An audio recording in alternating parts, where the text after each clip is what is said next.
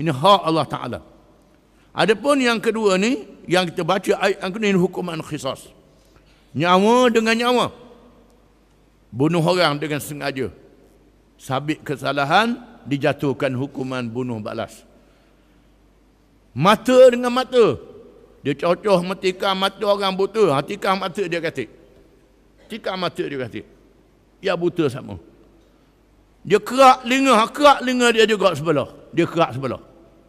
Kerak dua telinga. Dia potong hidung dia katik.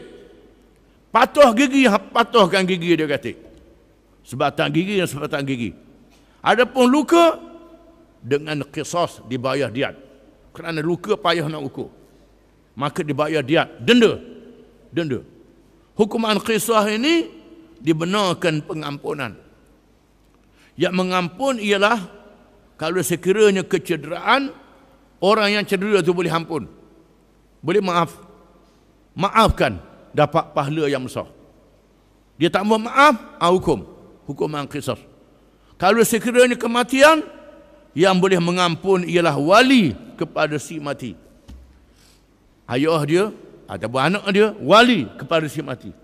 Waliyudam boleh mengampunkan dan ditukar dengan diat ataupun dimaafkan diat itu. Boleh juga, tak payah bayar denda. Kalau bunuh 100 ekor unta. Kiralah sekarang ni berapa harga seekor unta? Kalau seekor unta harga 1,000, 100,000.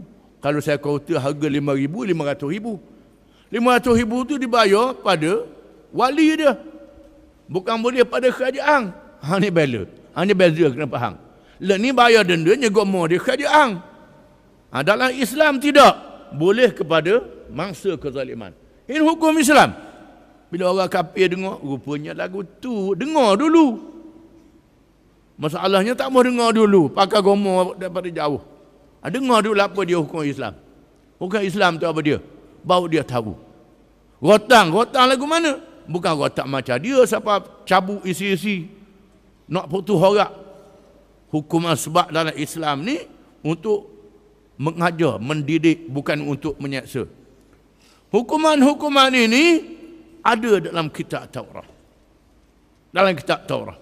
Kitab orang-orang Yahudi. Bila orang Yahudi dengar apa yang ada dalam Quran, patutnya orang Yahudi masuk Islam lah. Menandakan Muhammad adalah Rasulullah. Bukan mereka, ini hukum Allah. Sama dengan hukum yang ada di dalam kitab kamu. Tetapi degil orang Yahudi ini tak mau masuk Islam juga. Kecuali sedikit sahaja yang masuk Islam. Dengan sebab itulah Allah Ta'ala mengatakan Yahudi ini kafir. Pasal apa? Kerana menolak hukum-hukum Allah yang ada dalam Taurat, yang ada dalam Quran. Maka begitulah juga kalau orang Islam ni tolak hukum yang ada dalam Quran. Adik-beradik Yahudi itu juga. Dan Allah Ta'ala mengatakan zalim.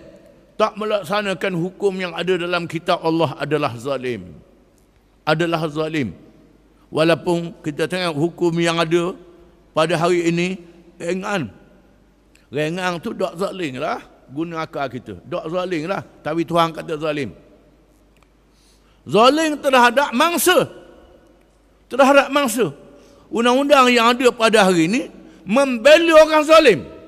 Membela penjenayah. Bukan membela orang yang kena zalim. Itu kena faham molek. Undang-undang Islam membela orang yang kena zalim dan juga menolong mereka yang zalim supaya diampunkan dosanya.